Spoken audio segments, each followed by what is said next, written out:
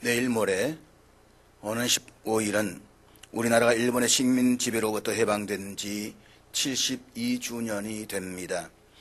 지금으로도 107년 전이었던 1910년 8월 22일 5천년의 긴 역사를 자랑해왔던 우리 민족, 그리고 500년의 역사를 자랑해왔던 조선이 외놈이라고 깔보며 무시를 해왔던 일본에게 나라를 그냥 다 빼앗겨야만 했습니다. 그래서 좀 더 정확하게 이야기하자면 141년 전인 1876년에 일본의 강압에 의해서 강화도 조약을 맺으면서 사실상 우리나라는 일본에 의해 서서히 지배를 당하기 시작했다라고 해야만 옳을 것입니다. 강화도 조약이 일본에게 왜 중요하냐라고 한다면 제1조의 문제입니다. 제1조를 보게 되면 여기에 조선은 자주 독립국이다라고 글씨가 명문화되어져 있습니다. 아니 그러면 자주 독립국이 맞지 않느냐라고 말하지만 사실 이것은 그 당시에 청나라 중국으로부터의 모든 관계를 끊고자 하는 일본의 계략이었다는 것입니다. 그래서 평양 감사를 짓던 박 교수가 그 당시에 회담하는 사람들한테 절대로 청국의 속국에 대한 문제를 삽입시켜야 된다라고 이야기할 때에 일본이 그것을 빼면서 자주 독립을 넣는데 그것은 청나라의 관계를 완전히 단절시킴으로써 이후에 로일 전쟁과 천일 전쟁이 일어날 때에 조선을 보호한다는 명목으로 전쟁을 일으키는 중요한 하나의 매개가 되었다라고 이야기를 하는 것입니다. 그런 의미에서 우리는 이런 역사를 보게 되면서 역사를 반면교사로 삼아야 한다라는 가르침을 귀중하게 받고 있습니다. 그렇지만 치욕스러웠던 역사를 반면교사로 삼아야 함에도 불구하고 전혀 그렇게 하지를 못하는 것이 우리의 역사요, 오늘 우리 민족이라고 말하지 않을 수가 없는 것입니다. 일본에 의해서 강제 합병을 당하기 앞서 274년 전에는 청나라가 이 땅을 유린하는 병조호란이 일어났습니다. 1636년 병조호란의 지옥을 당한 인조 임금이 청나라 군인들 다 돌아간 후에 백성들에게 이런 유서를 내렸습니다. 나라는 반드시 자신이 해친 뒤에야 남이 해치는 법이다. 조선 말기의 상황이 그러했습니다. 나라는 이미 스스로 다 기울어져 있었습니다. 정치는 부패해서 나라의 기강이 다 무너지고 부패한 관료들의 형포에 민중들은 시달리다 못해 집을 버리고 유랑글식을 해야만 했었습니다. 당시 조선의 군사는 1만 명이 되지를 않았음에도 불구하고 그 군비를 확충하는 문제를 놓고서도 서로 싸움질만 해댔습니다. 스스로 힘을 키워야 한다는 차강론에 반대해서 한쪽에서는 그 군사비를 지출하는 돈도 아깝다라고 해서 용비, 그러니까 잡비로 이야기를 했습니다. 한 나라의 국가를 지키는 국방비가 잡비로 취급당했다는 것입니다. 그런 감이 조정에서는 쓸데없는 명분싸움과 끝없는 탁산공동만 이어졌습니다. 일본이 우리나라를 침탈하기 이전에 이미 나라는 병들어 스스로 무너져 있었습니다. 우리는 그렇게 일본에게 나라를 빼앗겼습니다.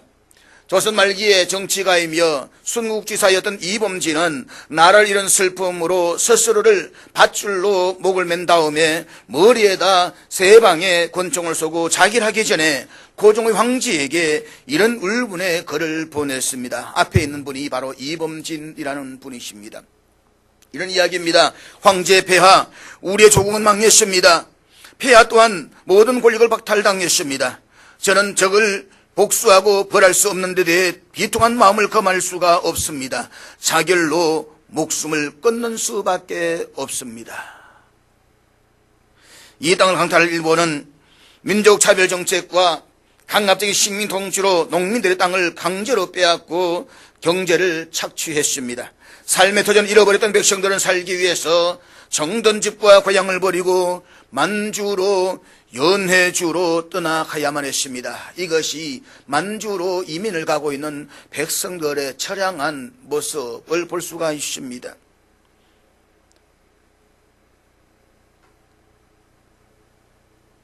그 고통과 치욕으로 점철됐던 36년의 세월을 보내고 우리는 일본으로부터 해방이 되었습니다. 그러나 해방의 기쁨도 잠시 우리는 또다시 스스로 무너지기 시작했습니다. 친일과 반일, 부역과 저항 사이에서 치열하게 싸웠습니다. 힘들고 어떤 시절에는 자기만 살겠다라고 했던 사람들이 해방이 되고 나니까 모두가 독립투사가 된 것처럼 행동을 했습니다. 단체 신채호 선생님은 이런 우리 민족을 향해서 대세를 쫓아 몰려다니며 남탓만 하는 한민족의 노예 건성이라고 질타를 했습니다. 일제로부터 해방된 후 서로 머리를 맞대고 어떻게 하면 나라를 다시 세울 것인가를 의논하는 것이 아니라 어떻게 하면 상대편을 죽이고 권력을 잡을 것인가에 대해서만 궁리를 했습니다. 그리고 만나기만 하면 싸웠습니다. 기억하십시오. 나라는 반드시 스스로 기운 뒤에야 외적이 와서 무너뜨린다. 이 단어가 우리 국민들에게 다시 각인되었던 것은 작년에 대통령 선거를 앞두면서 민주당 대표를 지던 김종인 씨가 이야기하면서 회자가 되어졌습니다. 나라는 반드시 스스로 기운 뒤에야 외적이 와서 무너뜨린다. 그 결과 우리는 해방의 기쁨을 채 누려보기도 전에 6.25라고 하는 동족 상잔의 아픔을 또 겪어야만 했습니다. 여러분, 영화 군함도를 보셨습니까? 안 보셨습니까? 저도 보지는 않았습니다. 인터넷으로 또 신문을 통해서 내용을 대략 읽기는 읽었습니다. 그런데 이 군함도와 비슷한 내용으로 지난달 서울의 명동예술극장에서 발표되어 가지고 호평을 받았던 1945라고 하는 연극이 있습니다. 이 연극입니다. 두 개가 완전히 상반된 내용입니다. 주제는 같은 주제인데 내용은 완전히 상반되는데 앞에 있던 군함도는 흑과 백의 논리를 가지고 싸우게 한다라고 한다면 여기는 서로 치유하는 과정에서 함께 다 아픔을 갖고 있지 않느냐. 고난의 시기에 일제에 친일하지 않은 사람이 누가 있었겠느냐라고 하면서 함께 치유하는 이야기가 이 1945라고 하는 연극의 내용입니다. 서울에서 했다는데 제가 서울에 살았다면 가볼 수가 있었겠는데 서울 하니까 보지는 못했고 내용만 쭉 읽어보았습니다. 그런데 공교롭게도 이 군함도와 1945에 공통으로 나오는 대사가 있습니다. 이런 이야기입니다. 누가 조선 종자가 아니랄까 봐. 누가 조선 종자가 아니랄까 봐. 이게 일제시대 때에 쉽게 했던 이야기입니다. 나라가 없는 서름도 힘든데 모였다 하면 편을 갈라서 싸우고 어르렁대는 조선인들의 모습을 조롱하고 있는 이야기입니다. 그래서 지금도 보게 되면 외국에도 이민 간 우리 이 국민들을 보게 되면 그 시장에 어디 도시에 한인이 장사가 잘 되면 반드시 고기 옆에다가 꼭 한국 사람이 장사를 연다는 것입니다. 병조란 때 그래서 이런 웃지 못할 일화 이야기가 있었습니다. 청나라가 후검입니다. 정식 청나라 되기 전에 후검이 우리가 너무 명나라와 친밀하다 보니까 이 군사를 선발대를 이렇게 해가지고 조선을 침입합니다. 그런데 선발대였습니다. 질이 겁을 먹어가지고 두 지역에 성했던 장수가 항복을 해버렸습니다. 그러니까 이 청나라 장수가 이들 두 사람의 아내와 첩을 막사 안에 두고 온갖 성희롱을 다 했습니다. 이동할 때는 이들 남편들 하여금 아내와 첩이 탄 말에 고삐를 잡고 끌고 가게 했습니다. 상상해 보십시오. 어떤 일이 났을 것 같습니까? 서로 가슴 아파해야 하고 서로 눈물을 흘려야 할 텐데도 불구하고 말고삐를 잡고 하는 남편들이 아내가 청사나 장수가 부정한 짓을 한다라고 비난했더니 말에 탄 아내들이 이렇게 막 비난을 했다라고 합니다. 너는 한 게 뭐냐? 너는 한 게 뭐냐? 외적과의 빈비란 싸움을 한 번도 하지 못하고 붙잡힌 남편과 이 처참한 상황에서조차도 서로 물고 뜯기의 정신이 없었다라고 하는 것입니다. 외적과의 싸움에서는 덩신이면서 우리끼리의 싸움에서는 귀신이었습니다. 중국과 미국에는 서로 눈치를 보면서 우리끼리는 진절머리가 나도록 싸우는 오늘 우리의 모습. 사랑하는 여러분, 이것이 비단 지나가 버린 우리의 역사의 이야기일까요? 지금은 그렇지 않을까요? 죄송하지만 그때나 지금이나 우리는 우리끼리 싸울 때는 참으로 대단한 능력을 발휘합니다. 어떤 때는 아주 경탄스러울 때도 있습니다. 저마다 타고난 그 창의력과 끈질김, 투쟁정신과 헌신은 참으로 눈물이 날 정도입니다. 오늘의 우리나라는 정권이 바뀌었음에도 불구하고 촛불 시위대와 태극기 시위대로 절단이 나져 있습니다. 서로 더 어른거리면서 상대방을 향해서 분노하고 있습니다. 입만 열면 외적이 아니라 우리끼리 물고 떴습니다. 물론 모두가 나라를 걱정하는 마음으로 한다라고 하겠지만 우리 서로를 향한 적대감과 정오와 분노는 도무지 거두어 드릴 줄을 모릅니다. 정치인들은 여기에 편성해서 호가 호식을 다 누리고 있습니다. 그 속에서 어려움을 당하고 고통을 당하는 것은 결국 우리 민중들일 수밖에 없는 것입니다. 광복 76주년을 앞둔 우리는 이제 이런 서로에 대한 분노를 거두어 드려야만 합니다. 서로를 향해서 미워하는 마음도 거두어 드려야만 합니다. 우리는 우리들의 마음속에 겹겹이 쌓여있는 분노를 보면서 하나님께서 이 민족의 심성에 자리 잡고 있는 분노를 거두어 달라고 기도해야만 합니다. 이 땅의 분노가 그치고 하나님의 평화가 임하는 그 날을 위해서 우리는 나라와 민족을 향한 중보의 기도를 중단하지 말아야만 합니다. 주전 6세기 바벨론의 포로로 잡혀갔던 유대 백성들의 처지를 대신해서 당시의 선자 이사야도 본문에서 비슷한 중보의 기도를 합니다. 여호와여, 너무 분노하지 마소서. 동일하게 오늘 우리의 현실에서 우리가 하나님께 드릴 수 있는 어떤 기도가 있다고 한다면 저는 이런 기도이어야만 한다고 생각을 합니다. 여호와여, 너무 오래 분노하지 마시옵소서. 하지만 우리의 기도는 단순히 하나님의 분노를 멈추어 달라는 기도뿐만 아니라 이 땅의 백성들의 마음속에 있는 분노가 멈추어지기를 기도해야만 합니다. 그런 남북 분단의 처참한 슬픔과 고통을 겪어온 민족으로서 분단의 아픈 문제들이 속히 해결되고 다시 한번 남과 북이 평화로운 통일을 이루어서 이 땅에서 하나님을 예배하는 진정한 회복에 대한 기도이어야 할 것입니다. 그렇다면 우리가 정말 서로를 향한 분노를 넘어서서 회복을 이룰 수 있는 길로 나가기 위해서 우리가 해야 할 일이 있다면 무엇이겠습니까? 첫째로 우리의 삶의 정황을 수용할 수가 있어야만 합니다. 이사야 65장 1절의 말씀이야말로 당시 이스라엘 백성들의 삶의 정황을 가장 실감나게 묘사하고 있는 말씀이라고 생각이 됩니다. 65장 1절 우리 다 같이 읽도록 하겠습니다. 같이 읽습니다. 시작.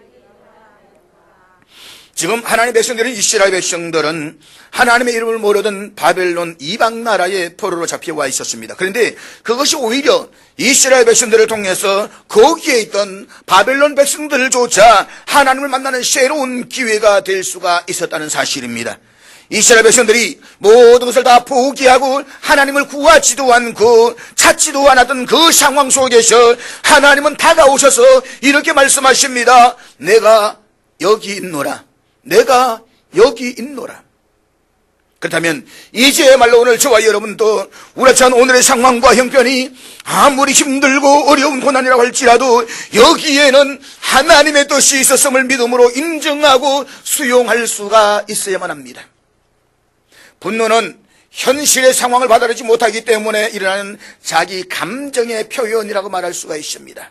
중요한 것은 이 소라는 세상에서 때로는 전혀 이해할 수 없는 일을 당하고 있다고 할지라도 하나님의 인도하심을 믿고 그분의 사랑을 신뢰할 수가 있어야만 합니다.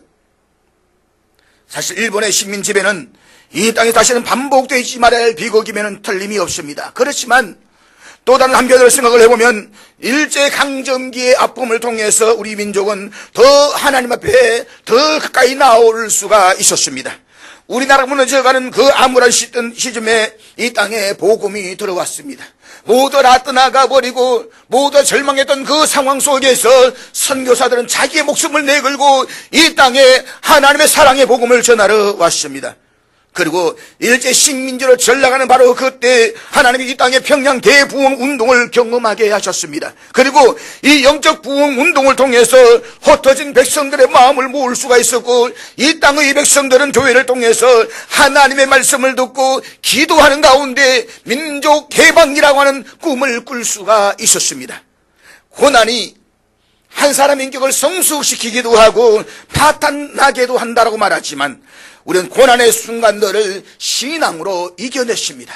30년 그 지나는 세월 동안 그들은 기도하고 찬양하는 가운데 하나님의 위로를 받으면서 묵묵히 이겨나갔습니다. 식민지 아픔과 고통 가운데 우리 민족은 하나님 앞에 더 가까이 돌아와 하나님의 놀라운 은혜와 축복을 경험할 수 있는 새로운 기회가 될 수가 있었다는 것입니다. 당시에 많이 불렀던 찬송가 가운데 하나가 387장입니다. 멀리 멀리 갔더니 처량하고 곤하며 슬프고도 외로워 정처 없이 다니니 예수 예수 내 주여 떠나가게 오소서 떠나가지 마시고 길이 함께 하소서.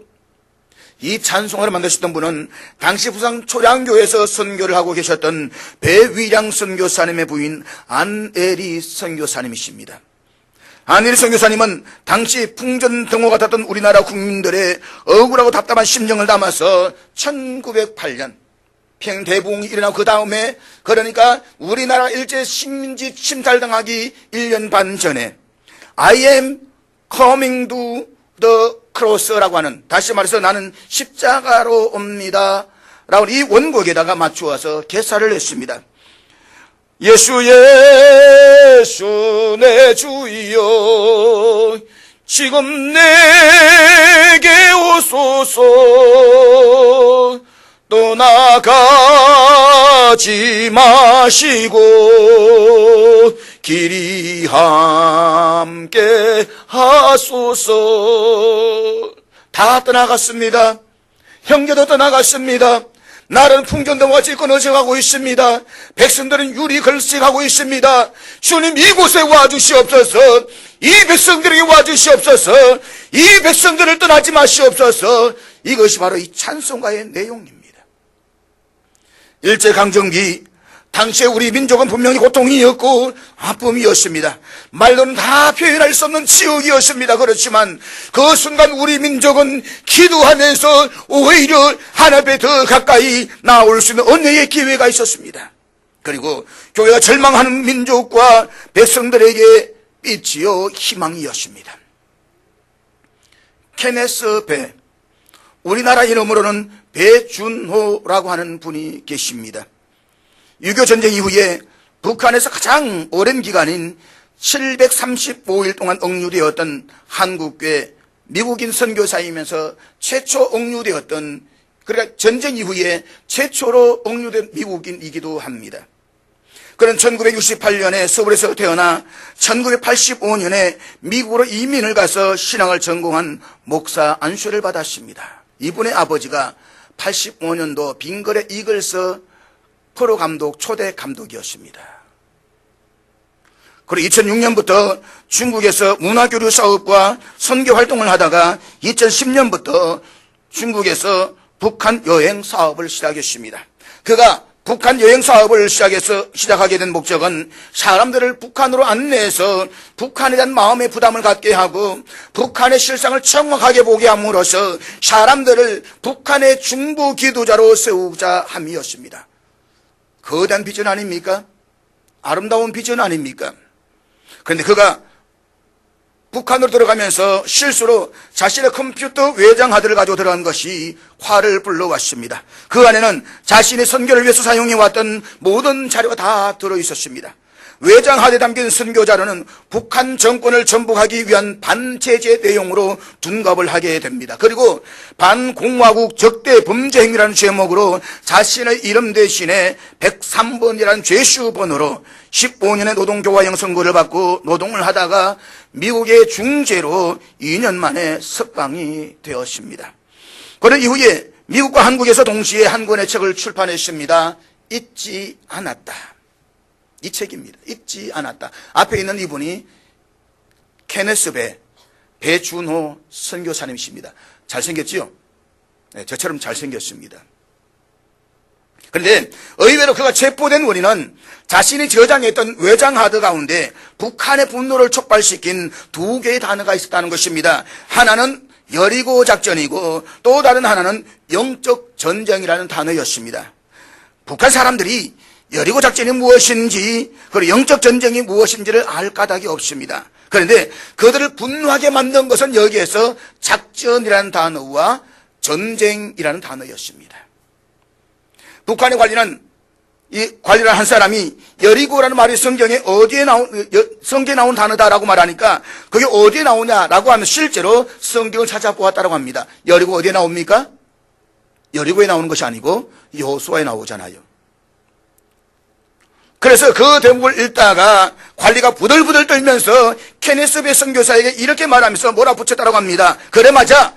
이 나선 씨와 공화국을 저 여리고 성처럼 무너뜨리는 것이 내 목적이지. 그런 강요된 자백서로 범죄를 시인하도록 강요를 받습니다. 그것은 하지 않을 수가 없습니다. 그의 자백서는 이렇게 시작이 되었다라고 합니다. 바로 103번 자백하고 있는 그 사진의 모습입니다. 이렇게 이야기합니다. 나 케네스 주노베는 기도와 예배로 공화국 정부를 전복시키려고 시도함으로써 조선민주인민공화국의 법을 어겼다. 선교사역이라는 미명 아래 대조선 적대시 선전에 동조하고 미국과 남조선의 고립 압살 정책의 일환으로 이 나라를 정복하기 위한 미국의 교활한 제국주의적 시도의 한 도구로 활동했다. 나는 17개국 이상에서 300명이 넘는 기독교 중보자들을 관광객으로 위장하여 데리고 들어왔고 하나님을 위해 이 땅을 차지하는 목적으로 여리고 프로젝트를 계획했고 전 세계 크리스찬들을 동원했다. 그렇게 하면 여리고 성벽이 무너진 것처럼 나선 씨를 둘러싼 모든 성벽이 무너질 것이라고 생각했다. 케네스 배 선교사는 미국인이었기 때문에 외국인들이 들어가는 평양 노동교화소에 들어가게 됩니다. 그곳에서 농사와 바위 옮기기, 석탄 캐기 등 중노동에 시달려야만 했습니다. 그렇지만 그는 절망의 구르덩이에서도 건져주실 하나님을 믿었습니다. 그런데 억류기간이 점점 길어지면서 마음속 깊은 곳에서 의심의 구름이 피어오르기 시작을 합니다. 그는 어느 날 미국에서 어머니가 보낸 편지가 당도하게 됩니다. 그의 어머니는 이 편지에서 이렇게 썼습니다. 아들아, 너는 다니엘의 세 친구가 풀무불 앞에서 품었던 그 믿음을 품어야 한다. 그는 울면서 어머니의 말씀을 묵상하다가 2013년 9월 24일 자기 침대 위에서 기도를 하다가 자신이 저도 의도하지 않았던 기도를 하고 있었던 모습에 깜짝 놀라면서 기도를 하게 됩니다. 그는 지금까지 이렇게 기도를 해왔습니다. 하나님, 저를 구해주세요. 속 구해주세요. 집으로 가게 해주세요. 그런데 그 기도를 멈추고 갑자기 생각난 것은 내가 선교사지? 그래요 주님, 저는 선교사입니다. 그렇다면 이곳이 저의 선교지입니다. 그렇다면 저를 사용해 주소서. 그는 갑자기 한순간 나를 구해 주소서라는 기도를 멈추고 나를 사용해 주소서라는 기도를 드리기 시작을 합니다. 기도를 하는 순간 갑자기 하늘에서 놀라운 평화가 자신의 마음에 임했다라고 합니다. 그리고 자유를 느낍니다. 그리고 그는 억울하다는 생각보다도 여기에서 하나님이 나를 위해 통해서 무슨 일을 할 것인가를 느끼면서 하나님 아버지의 마음을 품고 자신을 감시 감독하던 사람들을 대하기 시작합니다. 그리고 자신도 모르게 입술에서 찬양이 흘러나오기 시작합니다. 내 주 예수 모신 곳이 어디나 하늘나라. 이 찬송을 부르면서 그의 마음속에 놀라운 하늘의 위로와 평화를 경험하게 됩니다. 이 찬송을 너무 좋아하게 되었는데 이 찬송의 마지막 절의 가사를 보게 되면 이렇게 고백하고 있습니다. 높은 산이 거친 돌이 조막이나 궁궐이나 내 주 예수 모신 곳이 어디나 하늘나라. 그런데 그런 이 가사를 바꾸어서 이렇게 불렀다고 합니다. 높은 산이 거친 돌이 병원이나 감옥이나 내 주 예수 모신 곳이 어디나 하늘나라. 마음속 깊은 곳으로부터 터져 나오는 찬양, 그냥 형식적으로 부르는 것이 아니라 좋으신 하나님, 정말 좋으신 하나님을 찬양하기 시작했다는 것입니다. 그러자 그를 감사하고 지키던 간수가 묻습니다. 이토록 절박하고 절망적인 상황 속에서 당신이 그렇게 즐겁게 노래를 부를 수 있는 이유는 도대체 무엇 때문이냐? 그리고 한 간수는 이렇게 말했다고 합니다. 당신이 죄수이고 우리가 간수인데 왜 당신이 우리가 더 행복해 보이는가? 그리고 이 기회를 통해서 복음을 전하는 기회를 갖게 되었다고 합니다. 자신의 억울한 상황을 억울하다고 생각하기보다는 하나님이 나를 이곳으로 인도하셨다. 내가 선교사라면 이곳이 바로 선교지지. 그래서 복음을 전할 수 있는 놀라운 상황으로 바뀌었다는 것입니다. 아무리 내가 처한 오늘의 상황이 힘들고 어려워도 하나님이 이끄셔서 하나님이 인도하신 상황으로 받아들이는 순간, 사랑하는 여러분, 회복의 드라마는 시작될 것입니다. 회복의 역사는 시작될 것입니다. 우리가 서로를 향해서 분노하는 마음을 거두고 정말 이 땅에 하나님 온전하신 섭리가 이루어지는 회복을 원한다라고 한다면 우리가 해야 할 일이 있습니다. 그럼 두 번째로, 이제 우리의 죄악의 용서를 진지하게 받아들여야만 합니다. 우리가 정말 우리의 분노를 극복하고 이 땅의 회복을 원한다면 우리의 죄악을 용서해달라는 기도를 빼놓지 않을 수가 없습니다. 일본에 의한 강압적인 식민지가 그 당시 미국과 주변 열강국들의 정치인 역학이 한 것이라고 할지라도 중요한 것은 거기에 우리의 책임을 외면할 수는 없습니다. 1592년 기억하십니까? 임진왜란. 1592년 그 끔찍한 임진왜란을 경험하고서도 정부의 조정대신들은 진절머리가 나도록 물거떠들며 싸워댔습니다. 군비를 확충해야 함에도 불구하고 여기저기서 반대를 했습니다. 그 결과 1636년 병자호란을 겪었습니다. 그리고서도 서로 파당을 만들어서 싸움질만 해도 그 자존적인 기질을 버리지는 않았습니다. 나라는 무너져가고 명성황후는 일본의 깡패들에 의해서 처참하게 살해를 당했는데도 불구하고 오히려 당시 외부 대신이었던 김윤식은 자신의 나라 왕후를 서민으로 피한다라고 통보를 했습니다. 어떻게 이런 일이 있을 수가 있습니까? 그래서 지금도 보면 명성황후를 자꾸 민비라고 하는 사람도 보면 역사의식이 없는 사람들입니다. 민비라고 하는 것은 일본이 조선의 왕실을 격화시켜서 부르는 서민으로 만드는 이야기인 것입니다. 우리는 민비라고 말하면 안 됩니다. 명성왕후, 왕후를 민비로 격화시켜버렸습니다. 그리고서도 우리나라는 1910년 일본의 강제로 병합되면서 일본의 식민지가 되고 말았습니다. 그렇지만 하나님의 은혜로 1945년 8월 15일 우리나라는 30년간의 고통스러웠던 식민지를 끝내고 드디어 해방이 되었습니다. 그러면 정신을 차렸을까요? 정신을 차렸을까요?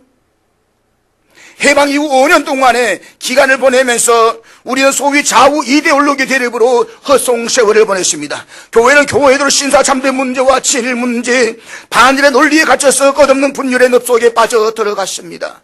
사진을 보게 되면 6.25 전쟁 중에도 교회가 싸웠다지 않습니까? 한쪽에서는 친일파, 한쪽에서는 반일파라고, 한쪽에 신사참배했던 사람들이 또 한쪽에서 신사참배 반대했던 사람들이 서로 따로 예배드리면서 서로 주여 외치고, 도대체 하나님은 어느 나라의 하나님이십니까?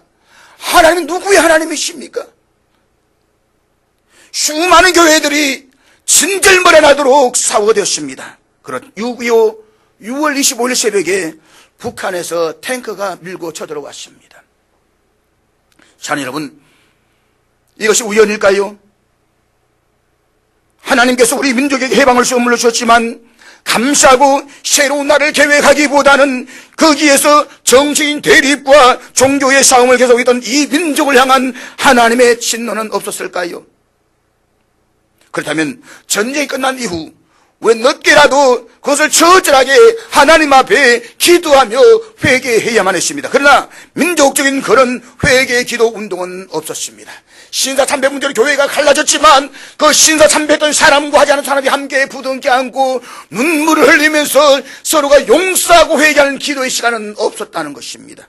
솔직히 지금 우리나라는 1945년 해방을 맞았을 때보다 더 심각한 이데올로기 싸움에 빠져 있습니다. 그뿐만이 아닙니다. 지금의 우리나라는 계층 간의 분열, 세대 간의 분열, 지역 간의 분열 등으로 이 좁은 한반도가 갈기갈기 찢겨져 나가고 있습니다. 그래서 성경에 나타난 이스라엘은 우리와는 달랐습니다.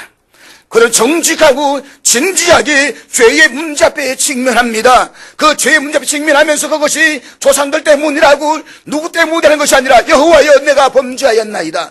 여호와여 내가 죄인이옵니다. 자기 죄를 가지고 자기의 한계를 가지고 하나님 앞에 기도했다는 것입니다.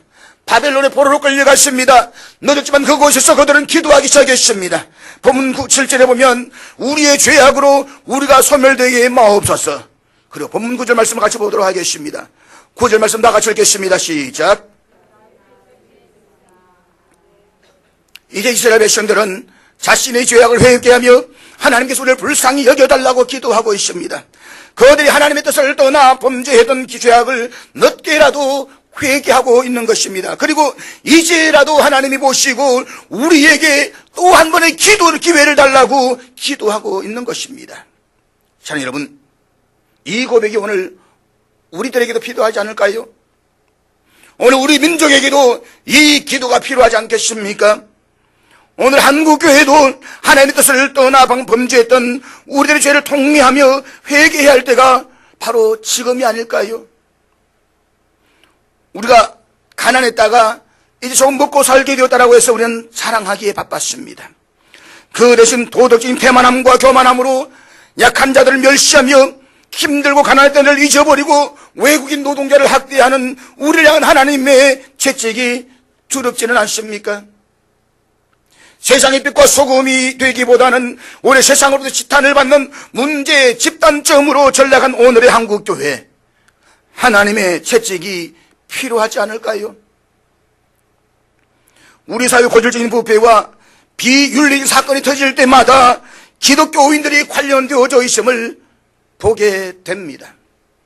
그렇다면 이제야말로 지금이라도 우리가 엎드려 하나님 앞에 통렬하게 진지하게 회개해야 할 때가 아닐까요?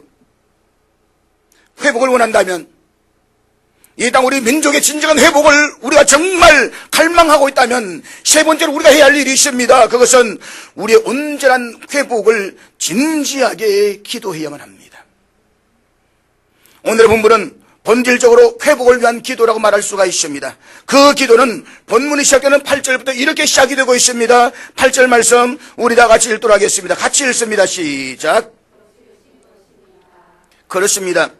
우리를 만드신 분이 우리를 고칠 수가 있습니다. 우리를 창조하신 분이 우리를 회복시켜 줄 수가 있습니다. 그리고 10절 이하에서 구체적으로 회복의 역사가 필요한 영역들을 주님 앞에 고백하고 있습니다. 본문 10절 말씀 우리 다 같이 읽겠습니다. 시작. 주의 거룩한 성읍들이 광야가 되었으며 시온의 광야가 되었으며 예루살렘이 황폐하였나이다. 그대 본래 살았던 시온의 땅 예루살렘이 황폐하게 되었음을 호소하며 이제라도 이 도시가 다시 회복되게 해달라고 기도하고 있습니다. 저는 우리가 정말로 회복을 위해서 기도해야 할 영역이 있다고 한다면 바로 이것이라고 생각을 합니다. 지금 이 땅의 젊은이들은 소돔과 고모라 더 타락해져 가고 있습니다. 어제 8월 12일 조선일보를 보셨습니까? 8월 10일 조선일보 사회면에서 한국만 늘어나는 에이즈, 특히 20대 남성이라는 기사가 실렸습니다. 전 세계적으로 에이즈 환자가 11% 줄어들게 될 때에 우리나라는 43%나 증가했습니다. 놀라지 않는 것 같습니다. 이 들어가면 몇 년 지나지 않으면 우리는 에이즈의 공화국이 될 수가 있습니다. 우간다, 에이즈로 말미암아서 처참했던 우간다보다 더 심각해질 수가 있습니다. 작년에만 새롭게 감염된 사람이 1199명이고 남성이 여성의 12배에 달한다라고 합니다. 그런데 에이즈 환자는 100%가 동성애로 인해서 발생하는 질병이라는 사실을 잊지 마십시오. 그만큼 이 땅의 젊은이들이 도덕적으로 성적으로 타락했다라고 하는 것입니다. 우간다는 그래서 동성애는 사형에 처한다고 합니다. 그러고 나니까 동성애가 거의 급격하게 줄어들기 시작했습니다. 우리 동성애에서 에이즈에 걸리면 죽을 때까지 국가에서 병원비를 다 대줍니다. 약값도 다 대줍니다. 다시 말해서 우리가 희귀병에 걸려가지고 하면은 그 희귀병은 내가 돈 다 내면서 약을 사야만 합니다. 한 달 수천만 원을 하면서 사야 되는데 에이즈 환자들은 한 달에 수천만 원 약값을 국가에서 다 대줍니다. 누가 대주는 것입니까? 내 세금에서 대주는 겁니다. 우리 세금에서. 돈 다 대주니까 일할 필요가 없어요. 일할 이유가 없잖아요. 나라에서 다 대주는데 무슨 일할 필요가 있습니까? 그러면서도 국가에서는 오히려 인권이라는 이름으로 이들을 보호한다라고 이야기하는 것입니다. 그래서 오늘 저는 여러분들에게 동성애 차별금지법, 군형법 개정, 학생인권조례운동 반대운동을 여러분들에게 드렸습니다. 이게 참 잘 만들어낸 것이 우리가 옆으로 살짝 펴기만 하면 이게 팜플렛이 됩니다. 동성애 반대, 차별이 아닌 진정한 포용. 바깥에서 보면 포스터를 여러 장 붙여 놓았습니다. 여러분들 아이들에게 우리는 교육을 바로 시켜야 됩니다. 제대로 교육을 시켜야 되는 것입니다. 그러므로 또한 우리 기도해야만 합니다. 이 땅에 동성애와 같은 타락한 성문화가 사라지고 하나님 바라시는 거룩한 땅으로 회복되기를 기도해 주십시오. 이어지는 11절 말씀 우리 같이 보도록 하겠습니다. 11절 말씀 다 같이 읽겠습니다. 시작. 성전의 무너짐을 안타까워하는 그들의 마음을 여기에서 우리는 읽을 수가 있습니다. 이제 성전이 재건되도록 주여 도와주시옵소서라고 기도하는 것입니다. 사랑하는 여러분, 우리가 살고 있는 대한민국과 우리의 도성 울산과 언양의 도시가 회복된다는 것은 참으로 중요합니다. 그러나 기억하십시오. 성전의 회복이 없이 온전한 도시의 회복은 이루어지지 않는다는 것입니다. 성전이 회복된다는 것은 예배가 회복된다는 것을 의미합니다. 예배가 회복된다는 것은 하나님과 우리 사이의 관계의 회복을 뜻하는 것입니다. 예배가 무너졌다는 것은 관계가 무너졌다는 것입니다. 그러므로 예배를 회복하십시오. 주일은 내가 주인이 되어서 일하는 날이 아닙니다. 주일은 하나님이 주인이 되게 하고 우리 그분 앞에서 예배자로 온전히 서는 날인 것입니다. 예배가 무너지면 신앙도 무너집니다. 예배 문화가 신앙의 바탕이 되는 것입니다. 예배를 회복하십시오. 히브리서 10장 25절에 보면 히브리서 기자는 마지막에 일어날 현상들을 이렇게 말씀하고 있습니다. 우리 유진 피터슨의 메시지 성경을 같이 읽도록 하겠습니다. 같이 읽습니다. 시작. 어떠한 이들처럼 함께 모여 예배하기를 피할 것이 아니라 서로 격려하며 서로 힘써 모이십시오. 중요한 것은 그날이 다가오는 것을 볼수록 더욱 그리하십시오. 사실 그렇습니다. 황금 만능의 만문이주에 빠져서 자기 중심의 삶을 살아가는 사람들에게 예배란 실상은 귀찮은 것입니다. 그러나 기억하십시오. 하나님에게서 구원받은 자는 그 삶을 통해서 그 모습이 나타나야만 합니다. 그것이 바로 예배자의 모습입니다. 예배는 기본인 것입니다. 그러므로 주를 향한 예배자가 되기를 힘쓰십시오. 주님을 알기를 원하고 주님만 집중하는 예배자가 되기를 기도하십시오. 사람을 만나러 가는 주일을 마음껏 빼고 떠나면서 왜 하나님 만나기를 그렇게 두려워하지 않습니까? 예배를 사랑하십시오. 예배에 빠지지 마십시오. 하나님은 여러분 한 사람 한 사람을 예배 자리에서 보기를 원한다는 사실을 잊지 마십시오. 이사야 선지자는 긍휼히 여기신 하나님 앞에 우리가 온전한 예배를 써서 기도할 때에 우리 민족의 온전한 회복이 이루어질 수 있음을 믿었습니다. 동일하게 우리도 믿어야만 합니다.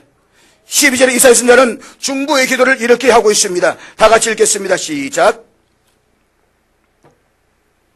주님, 잠잠하지 마시옵소서. 기다리지 마시옵소서. 속히 우리에게 임하셔서 역사를 일으켜 주시옵소서. 지금 이사야 선지자는 이렇게 기도하고 있습니다. 그리고 그의 이 기도는 마침내 응답이 되었습니다. 이스라엘 백성은 바벨론에서 해방되었고 시온의 땅으로 돌아왔습니다. 예루살렘 성전을 재건했습니다. 사랑하는 여러분, 이 하나님의 축복의 드라마가 오늘 우리나라, 우리 민족 가운데서도 일어나야 하지 않겠습니까? 남과 북이 평화롭게 통일이 되고 한때 조선의 예루살렘 불렸던 평양의 교회들이 재건되는 기적이 일어나야 하지 않겠습니까? 그리고 갈갈기절에서 사움질만 해대는 이 땅의 백성들이 그 마음에 있는 분노가 다 사라지고 믿음과 소망과 사랑으로 가득한 나라로 세워져 가야 하지 않을까요? 이스라엘의 역사하셨던 하나님, 그 하나님은 오늘 우리의 하나님이십니다. 그럼 사랑하는 여러분, 우리가 하나님 앞에 나와서 기도할 때에 이런 회복의 드라마가 이 땅에서도 일어날 수 있음을 믿어야만 합니다. 그리고 우리는 이것을 위해서 중단하지 않고 기도해야만 합니다. 우리들 마음속에 자리 잡고 있는 분노, 이 땅을 거대하게 뒤덮고 있는 분노의 용기 떠나가기를 기도해 주십시오. 그리고 하나님의 사랑하심으로 서로를 사랑하고 서로를 세워갈 수 있는 아름다운 대한민국, 우리의 교회가 되기를 기도해 주십시오.